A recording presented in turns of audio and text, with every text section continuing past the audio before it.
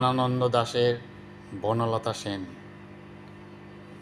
হাজার বছর ধরে আমি পথ হাঁটিতেছি পৃথিবীর পথে, সিংহল সমুদ্র থেকে নিশীথের অন্ধকারে মালয় সাগরে। অনেক ঘুরেছি আমি বিম্বিসার অশোকের ধূসর জগতে, সেখানে ছিলাম আমি। আরও দূর অন্ধকারে বিদর্ভ নগরে আমি ক্লান্ত প্রাণ এক, চারিদিকে জীবনের সমুদ্র সফেন। আমারে দুদণ্ড শান্তি দিয়েছিল নাটোরের বনলতা সেন।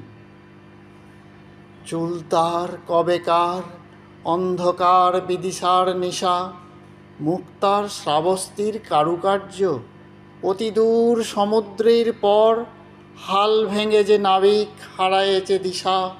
সবুজ ঘাসের দেশ যখন সে চোখে দেখে দারুচিনি দ্বীপের ভিতর, তেমনি দেখেছি তারে অন্ধকারে।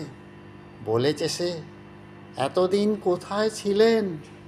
পাখির নীড়ের মতো চোখ তুলে নাটোরের বনলতা সেন। সমস্ত দিনের শেষে শিশিরের শব্দের মতন সন্ধ্যা আসে।